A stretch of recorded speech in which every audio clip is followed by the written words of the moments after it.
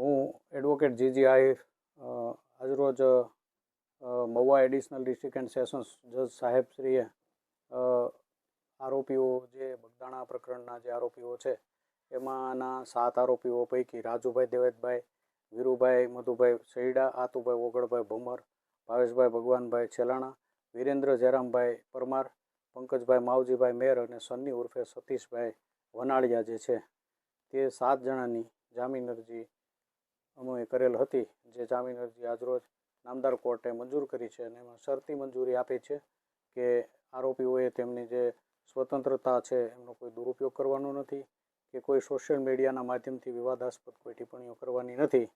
એ મતલબનો શરતી જામીન પર નામદાર કોર્ટે ચુકાદો આપ્યો છે અને એ જે ચુકાદો જે જામીન મુક્ત કરવાનો ચુકાદો આપ્યો છે એ અમને શિરોમાન્ય છે. સાહેબ, આમાં જે 7 આરોપીની જામીન અરજી થઈ છે કે 8 આરોપી? અત્યારે કુલ મળીને 8 આરોપીઓ છોડ્યા છે આજે સાહેબે, અને એમાં 7 આરોપીઓની જામીન અરજી મેં કરેલ હતી. બાકીના એક અમારા મિત્ર છે ભાવનગર, એડવોકેટ મારા લર્નેડ ફ્રેન્ડ છે જયુ મહેતા સાહેબ, એમણે કરી હતી. અને એ આરોપી પણ જે ઉત્તમ બાંભણિયા છે એમને પણ નામદાર કોર્ટે જામીન મુક્ત કરેલ.